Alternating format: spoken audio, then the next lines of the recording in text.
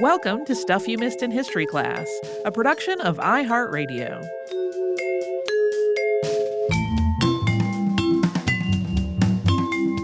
Hello and welcome to the podcast. I'm Tracy V. Wilson. And I'm Holly Fry. Today, we are going to talk about Ruth Fulton Benedict, who was one of the first women to become really prominent in the field of anthropology. She had a big impact on that field, but I think in terms of general name recognition outside of the world of anthropology today, she's probably overshadowed by some of her students, including Zora Neale Hurston and Margaret Mead. We will be talking a bit about Margaret Mead in this episode, too, because her life was deeply connected to Benedict's, both personally and professionally. And while both of these women were really influential, they also faced a lot of criticism, both in their lifetimes and afterward. Some of this is because they were women working in a field that was at the time heavily dominated by men. And some of their ideas went against the trends and the standards of the day. But other criticisms were about the actual content of their work. Some of those are more well-founded. You could have a whole podcast series picking it apart point by point. There are definitely plenty of academic texts that are full of very detailed criticisms of both of them. That is not what this episode is for.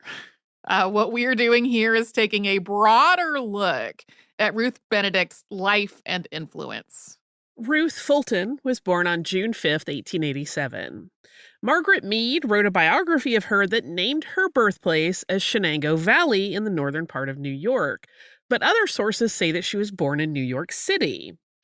Ruth's maternal grandparents lived in Norwich, New York, in Shenango County, and that is where she lived for part of her childhood. So if she was really born in New York City, that may be the source of that discrepancy. Ruth's mother, Bertice Joanna Shattuck Fulton, was a school teacher who had graduated from Vassar, and her father, Frederick, was a surgeon. But Frederick died in March of 1889 at the age of only 31, a few months before Ruth turned 2. Ruth's little sister Marjorie was only 3 months old. Frederick's cause of death was some kind of infection that he probably contracted on the job. He had apparently gone to Trinidad with the hope of recovering there and then died about 10 days after getting back home. This, of course, would have been hard for any family, and Ruth remembered her mother as grief-stricken and always worried about money, which is understandable considering her husband's death at such a young age, and because they had financial trouble without his income. But this whole thing seems to have been particularly hard on Bertice. She was truly devastated by her husband's death, and as its anniversary approached every March, it was like she relived it, and then the whole family was traumatized all over again. So Ruth remembered her childhood as lonely and sad a lot of the time. She also contracted measles when she was a baby or a toddler. I'm a little unclear on the exact age, but afterward she was hard of hearing. She and other people described her as deaf or partially deaf, or in Mead's words, quote, just deaf enough to miss a great deal of what was being said before others recognized it. But nobody realized what was going on with her hearing until Ruth started school. That meant that in addition to growing up in a home that was dominated by grief and anxiety, Ruth was really isolated. She often couldn't understand what people were saying to her, especially if it was noisy or if there were multiple people talking at once. And until someone noticed her hearing loss, she also didn't understand why so much of what was happening around her was so confusing. So the first mass-produced hearing aids didn't hit the market until Benedict was in her 20s, and once they became available, she seems to have preferred not to use them. So in Ruth's childhood and teen years, she became withdrawn and very shy. She thought her sister, who was prettier and happier, was their mother's favorite. Ruth didn't really like to be touched, and except for an imaginary friend, she mostly played alone. But she loved to read and to write, and she came to enjoy her solitude. She later wrote of this, quote, happiness was in a world I lived in all by myself and for precious moments. She also said that she learned that, quote, I could always, without fail, have myself for company, and that if I didn't talk to anybody about the things that mattered to me, no one could ever take them away. When she was young, Ruth also experienced some kind of recurring illness that she described as bilious attacks.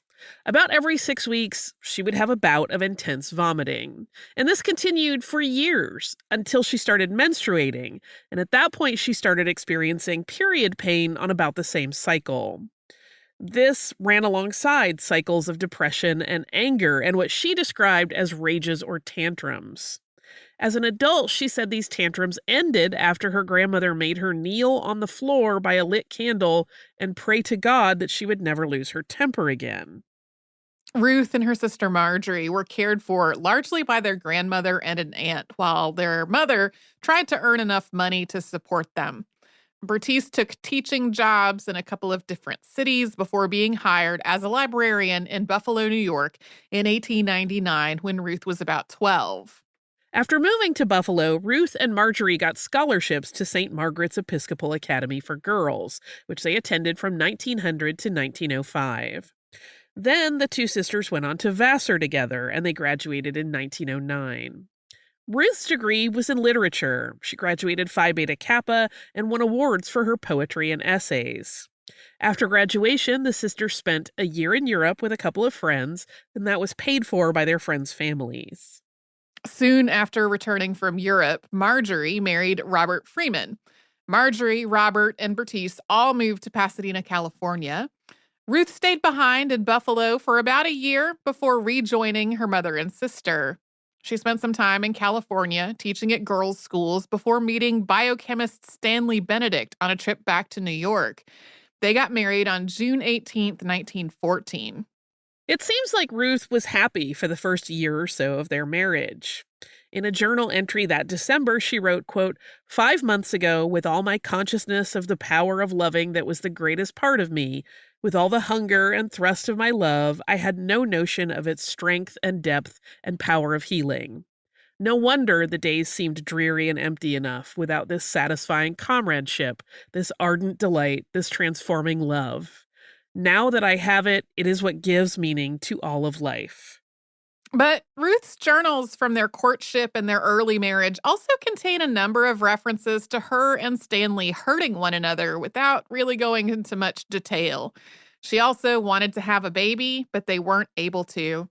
Then in 1917, Stanley was injured in a lab accident. He inhaled toxic gas that he was researching as a potential wartime weapon. This worsened some issues that he was already having with high blood pressure and insomnia. He and Ruth wound up at odds over where and how to live. She preferred the city. She wanted to be in Greenwich Village, and that was too noisy for him. He wanted to live out in the suburbs and spend lots of time at his summer cabin in New Hampshire, and that was just too isolated for her. She finally wound up renting a room in Greenwich Village and staying there during the week and then going back to Stanley on the weekends, which was really unconventional.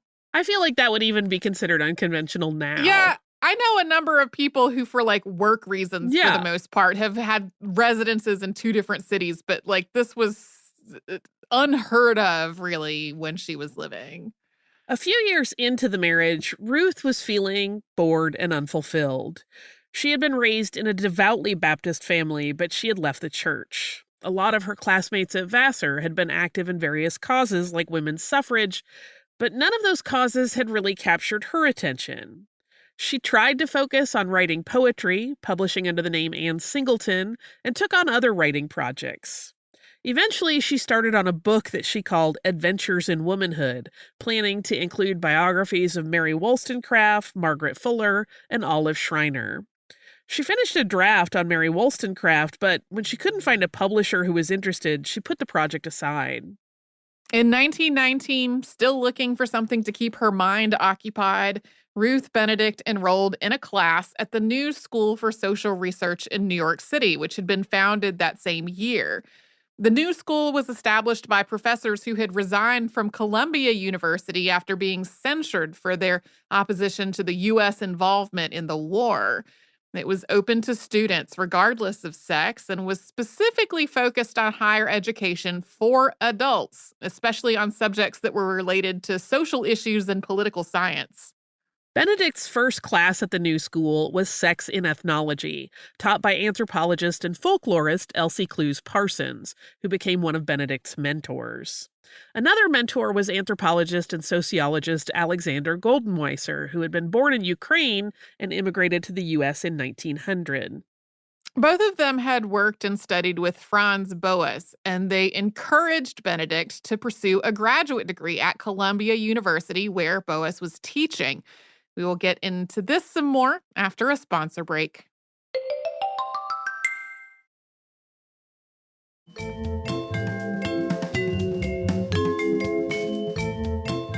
Before we talk about Ruth Benedict's work with Franz Boas, we should talk a little bit about the development of anthropology as a field and the state of that field when she started studying it. So anthropology, as a scientific and academic discipline, was established primarily by Western European men. Interest in studying the cultures and peoples of the world really flourished alongside global exploration and colonization by European powers. And a lot of the people carrying out that research did so from the perspective that Western European culture was the pinnacle of human achievement. So from the beginning, a lot of this research was rooted in inherently racist ideas. It imagined humanity in a hierarchy with white people at the top and all other races lower down. Cultures that had not had a lot of contact with Europeans were framed as primitive, with these allegedly primitive people supposedly in their natural state unaffected by things like industrialization.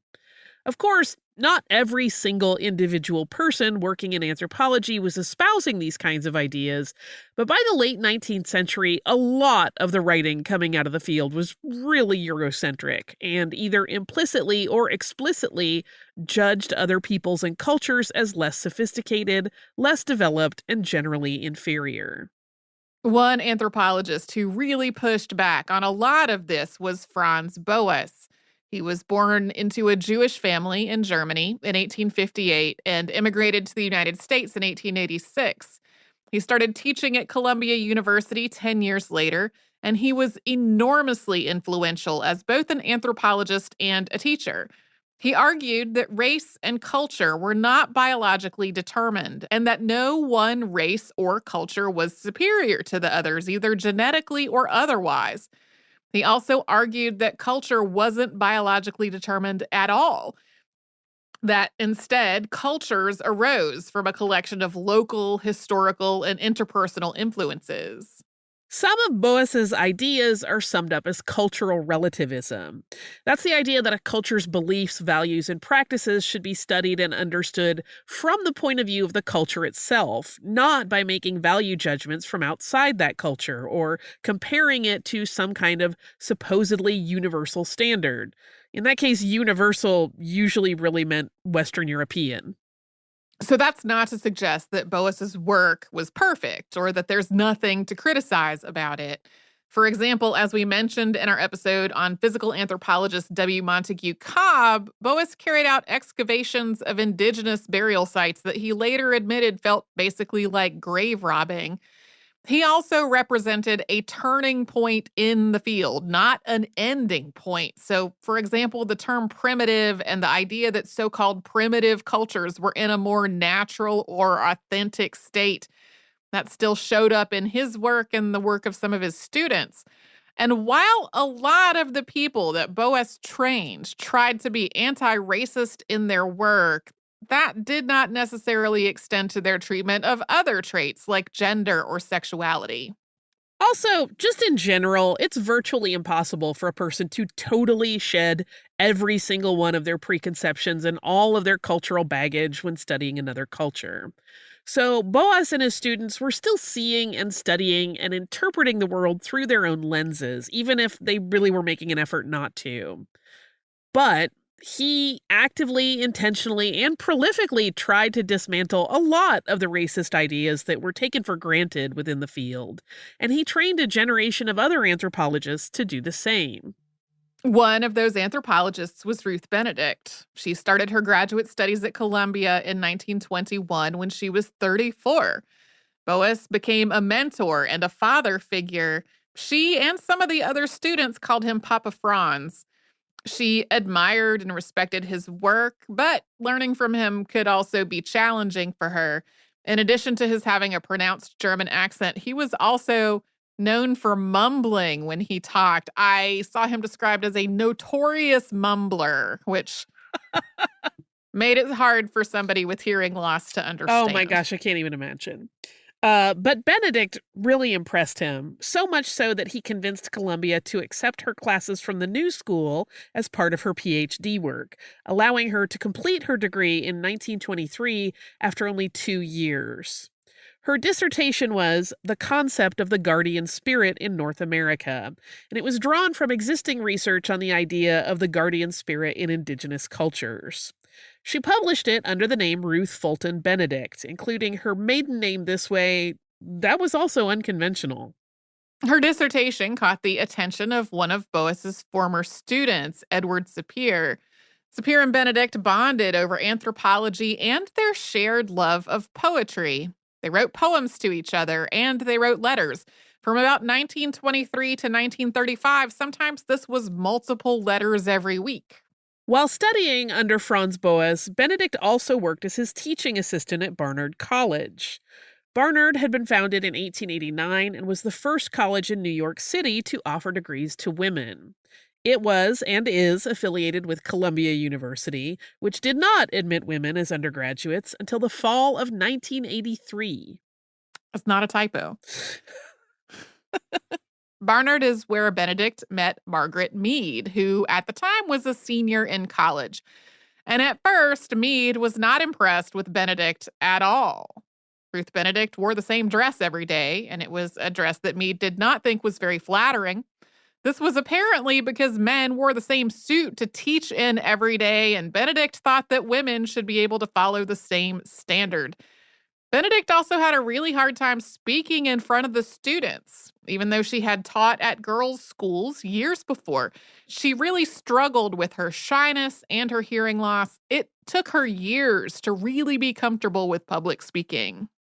But then Benedict led the students on one of their regular visits to the American Museum of Natural History, and Mead asked her for more information about one of the exhibits they were looking at. Benedict was clearly flustered, but said she would bring something to their next class, and she brought a copy of one of her own published papers, and Mead was so impressed that she gave Benedict another chance as an instructor. Mead eventually found Benedict to be knowledgeable, creative, and compassionate toward her students, and she started recommending the course to other students at Barnard.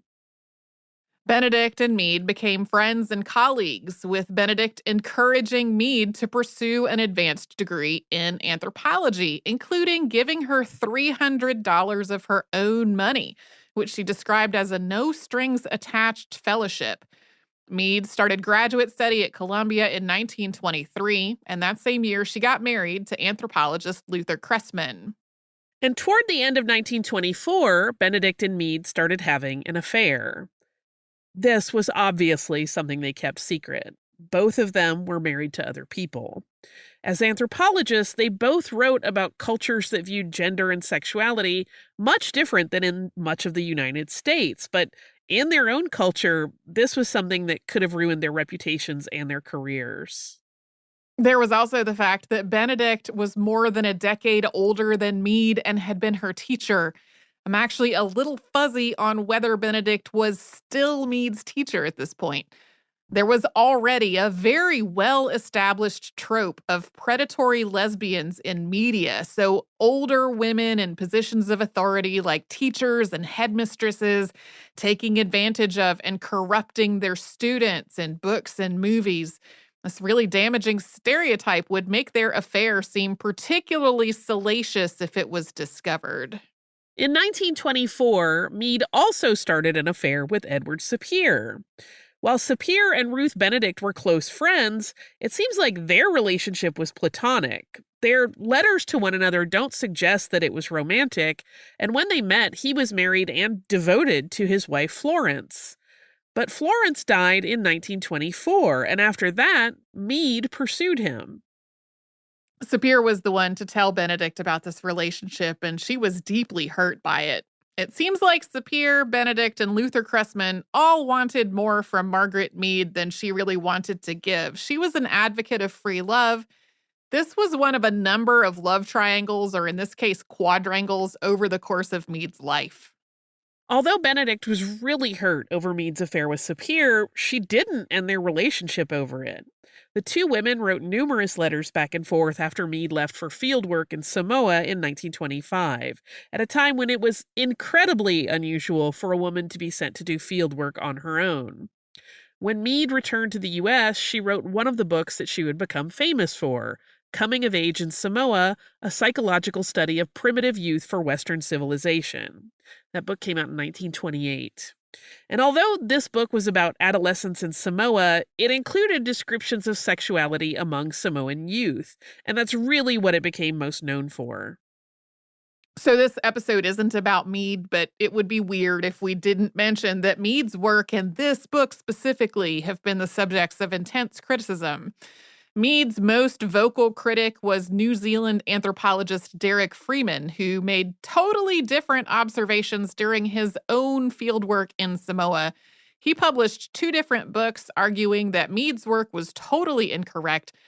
Critics of Freeman's work have pointed out that he was working in a different part of Samoa and that a lot had changed in the decades between when Mead did her research and when he did his, including there being an increasing influence from Christianity.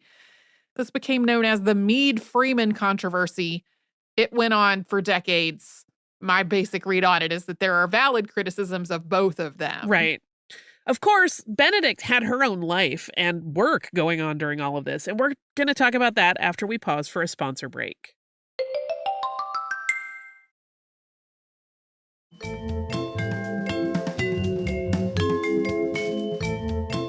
In 1925, Ruth Fulton Benedict started editing the Journal of American Folklore. She worked as its editor until 1940. She also undertook field work among Puebloan peoples in the southwestern United States.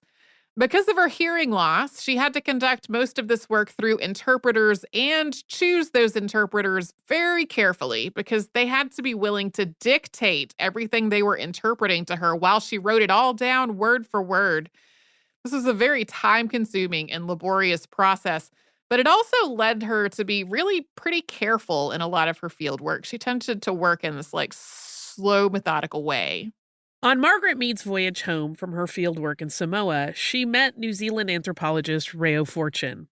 We're guessing on that pronunciation. And she was immediately attracted to him. Benedict felt like she had to compete with Fortune in a way that she had not with Mead's other partners, and that ultimately led to her ending their romantic relationship. Benedict and Mead continued to be colleagues and close friends for the rest of Benedict's life, though, including Benedict eventually being named guardian to Mead's daughter. In 1928, Benedict tried to publish a book of poetry, but again was rejected by publishers. She did keep writing poetry, but at this point, she mostly stopped trying to do it professionally. A couple of years after that, she and Stanley separated.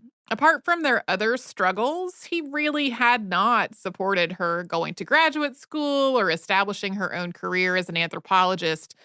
It was only after their separation that Benedict was paid for her teaching work at Columbia. Before that point, it was assumed that she didn't need to be paid because she was being financially supported by her husband. In 1934, Benedict published Patterns of Culture, which is considered to be her most important work. This book compared 3 indigenous cultures: the Zuni of southwestern North America, based on her own fieldwork, the Dobu of Papua New Guinea, based on fieldwork done by Margaret Mead and Reo Fortune, and the Kwakwaka'wakta, also known as the Kwakiutl of the Pacific Northwest, based on fieldwork by Franz Boas. This book outlined her ideas about the relationship between culture and personality, including that culture was personality writ large. She described how the way a person lived and thought was extensively shaped by the culture they were living in. Each culture also had its own definitions for what was normal and what was deviant, and so that could only be examined for a particular person within the context of their own culture. Some of the specifics of this don't hold up as well today. Like, she labeled the cultures she was writing about using terms like Apollonian, Dionysian, and paranoid, but this book became a bestseller. It was translated into 14 different languages. It helped popularize the idea of cultural relativism among lay people, and it introduced people to the field of anthropology more generally. As was the case with her mentor, Franz Boas, she was really trying to see past the biases and Eurocentrism of earlier work and to get away from the assumption that traits that were common in European cultures were actually universal. In 1937, Benedict was promoted to associate professor at Columbia, making her the first woman on the Columbia faculty to receive tenure. But her work at the university soon became challenging. The year she got tenure, Franz Boas retired.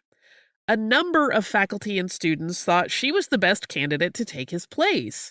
In a lot of ways, she had been acting as chair of the anthropology department under his direction. But instead, Ralph Linton was named as his successor. While Linton had done his graduate work at Columbia, he had never become close to Boas like so many other students had. He and Benedict really did not get along, and in a letter to Mead, she called him a swine. By this point, Ruth Benedict was a widow. Stanley Benedict had died in December of 1936. She'd also started a relationship with Natalie Raymond. At one point, Benedict wrote in her journal, quote, "Loving Nat and taking such delight in her, I have the happiest condition for living that I've ever known." Although Benedict and Mead had not been romantically involved in quite some time, and Benedict had seen other people in the intervening years, they were still really close, and Mead seems to have been pretty upset about Benedict loving somebody else quite so much. Benedict and Raymond broke up sometime in 1938, and in 1939, Benedict met psychologist Ruth Valentine. By 1940, they were living together, and their relationship continued for the rest of Benedict's life. Benedict wrote a letter to Mead in which she said, quote, "We've been comfortable together. I know she thinks God made me out of rare and special clay, but she doesn't bother me about it." I love that. It's so cute. During these same years, Benedict started intentionally focusing her published work on combating racism. This really started after the November pogrom, also known as Kristallnacht, in November of 1938. Afterward, Benedict really felt that she had a duty to do more to educate people about racism. In 1939, she took a sabbatical and wrote a book called Race, Science, and Politics, which was both anti-racist and anti-fascist. And then in 1940, she also joined the Committee on National Morale. Benedict and Jean Weltfish adapted Race, Science, and Politics into a shorter pamphlet called The Races of Mankind, paid for by the Public Affairs Committee. The pamphlet described all of humanity, regardless of race, as related. Quote, "The Bible story of Adam and Eve, father and mother of the whole human race, told centuries ago the same truth that science has shown today, that all the people of the earth are a single family and have a common origin. Science describes the intricate makeup of the human body, all its different organs cooperating and keeping us alive. It's curious anatomy that couldn't possibly have just happened to be the same in all men if they did not have a common origin." This pamphlet went on to say that human beings are, quote, what the Bible says they are, brothers. In their bodies is the record of their brotherhood. Although 55,000 copies of this pamphlet were printed for members of the U.S. Armed Forces, there were members of Congress who called it communistic, and it wasn't ultimately distributed. There's also a film version of this pamphlet that was commissioned by the United Auto Workers CIO. This pamphlet is a pretty interesting read today because it is explicitly arguing against racism while also using language that is considered insensitive or even offensive by today's standards. Also, as you can tell from the passages we just read, it's written with a specific audience in mind, and some parts of it really don't hold up, like, quote, "The Russians have welcomed cultural differences and they have refused to treat them as inferiorities. No part of the Russian program has had greater success than their racial program." As we talked about in our episode on Paul Robeson and the Peekskill riots, there were definitely Black Americans who traveled or immigrated to the Soviet Union and found it to be free from the kind of racial discrimination they experienced at home. But as we talked about in our episode on the Holodomor, Russia and the Soviet Union had a long history of oppressing people of non-Russian ethnic identities, including Ukrainians. In 1943, Benedict started working for the Office of War Information, applying her study of anthropology to U.S. interactions with people who were living in occupied areas. And then this led to a focus on understanding Japan, both understanding how to approach Japan as a wartime enemy and understanding how to successfully occupy Japan once, presumably, the Allies won the war. Her research in this area became report number 25, submitted to the Office of War Information, and that was later adapted into the book The Chrysanthemum and the Sword, which was published in 1946. Ruth Benedict did not speak Japanese and had never been to Japan. Since the U.S. was at war with Japan, going there for fieldwork was out of the question. So this research was what she described as, quote, culture at a distance. She drew from her early education studying literature as she examined and analyzed Japanese media and historical documents. She interviewed people who had immigrated from Japan and Japanese prisoners of war. She basically immersed herself in Japanese culture as much as she could without leaving the United States. Like the Races of Mankind pamphlet, report number 25 was written for a specific audience, this time the U.S. government and military.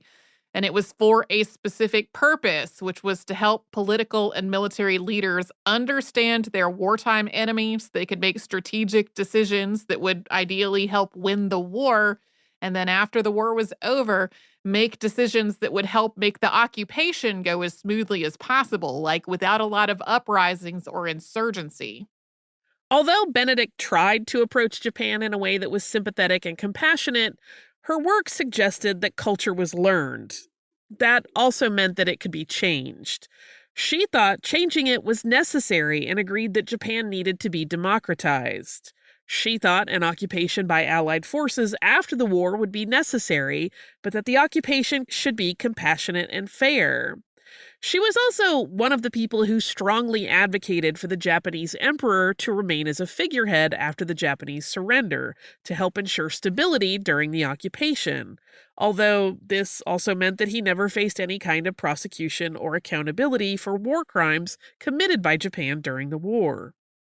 In The Chrysanthemum and the Sword, Benedict framed Japanese culture as a collection of dualities. The chrysanthemum represented beauty and order, and the sword stood for death and discipline. One point that became a big takeaway was that, in her view, Japanese culture was focused more on shame, while American culture focused more on guilt.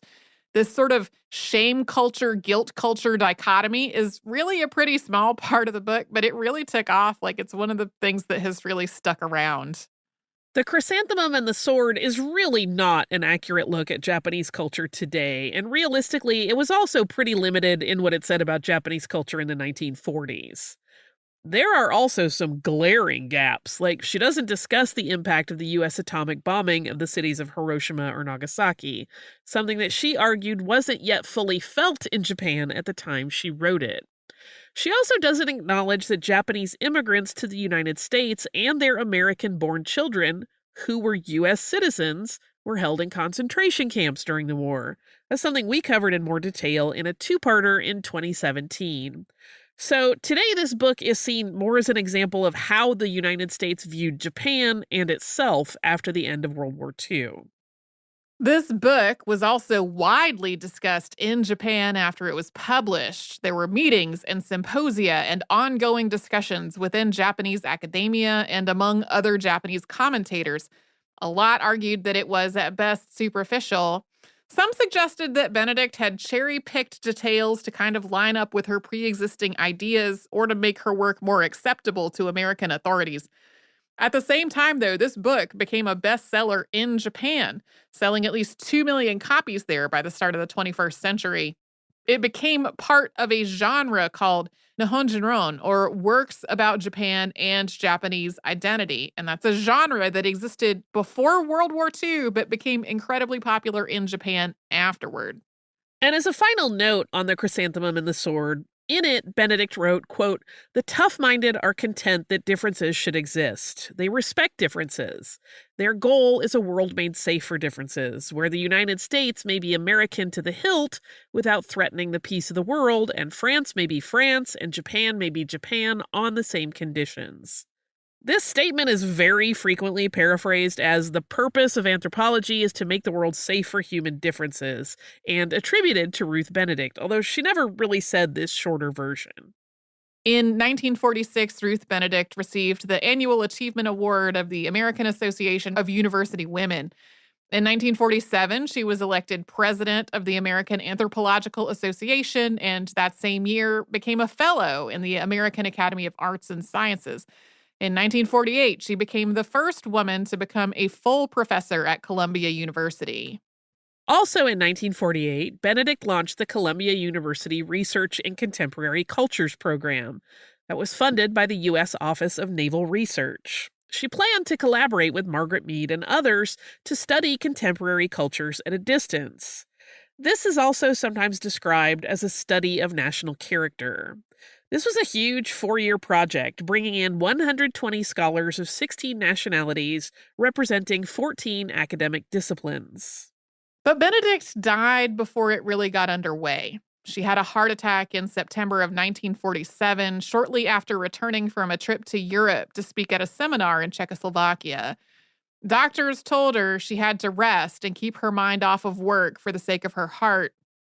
Margaret Mead was with her and wrote of this period, quote, "In the 5 days she lived, she never referred to work again, but put all her effort into staying quietly alive until Ruth Valentine got back from California." Ruth Valentine was there by the end. Ruth Benedict died on September 17th, 1948, at the age of 69. Ruth Valentine was the executor of her estate, and Margaret Mead was her literary executor. Mead lived until 1978, and in 1959 she published An Anthropologist at Work, Writings of Ruth Benedict. This book included her own thoughts on Benedict's life and work, in addition to selections from Benedict's writing. One thing that's included is Benedict's piece on Mary Wollstonecraft that she had written back in the 19-teens. On October 20th, 1995, Ruth Benedict was honored with a postage stamp. Today, the Association for Queer Anthropology, which is a section of the American Anthropological Association, awards an annual Ruth Benedict Award, quote, "to acknowledge excellence in a scholarly book written from an anthropological perspective about a lesbian, gay, bisexual, or transgender topic." And that is Ruth Benedict. Do you have some listener mail as well? I have a listener Facebook comment from Kelly. And it is about our recent episode on Hasakura Tsunanaga. And Kelly wrote, "Just listen to this. I researched it recently due to another podcast. Throughout the episode, you pronounced the Spanish missionary's name Soleto. It is, in fact, Sotelo. Your pronunciation made me go back and check my sources, thinking I had transposed the letters, but this time it wasn't me. No, Kelly, it was not you. Thank you. It was me. It was me here." So it's embarrassing to make silly mistakes in front of everyone, and then you're on a podcast and they just stay out there for the remainder of time. Forever. So I am sorry for making this mistake. What's funny to me about this one is that I actually finished writing that episode almost a week before we recorded it, which is unusual. So every morning I would get up and get to my desk and I would read back over that outline and like make little minor copy tweaks and stuff like that. And I did that like every day for like 3 or 4 days in a row before we actually recorded it. And somehow overlooked the fact that I consistently spelled this guy's name wrong the entire time. And also, at some point in the middle of the episode, flipped two syllables in how I had typed out Hasakura Tsunanaga's name. That one we caught when we were recording, though. I don't know how I managed to consistently make the same mistake throughout the whole entire episode, but I am sorry for having done that and not caught it in my many, many rereads of that episode. Thank you, Kelly, for spotting it and letting us know. I feel like that's one of those things that starts where, I don't know about you, you may not have this problem, but I do know other people who have worked as copy editors sometimes do. It's like you have to fight it a lot because your brain autocorrects stuff. Yeah, And then yeah. you never realize you've done it, and then it's too late and you have relearned it the wrong way. Yep, this is absolutely true.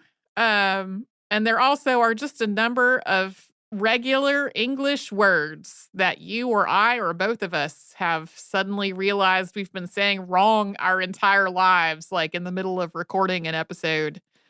What? Never. Yeah, probably because one or the other of us learned that word by reading and made a mental pronunciation for it 35 or more years ago.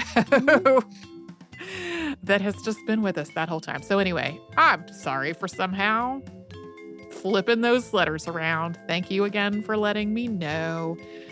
If you would like to write to us about this or any other podcast, we're at historypodcast@iheartradio.com. We're all over social media at Missed in History. That's where you'll find our Facebook, Twitter, Pinterest, and Instagram. And you can subscribe to our show on the iHeartRadio app or wherever else you like to get your podcasts.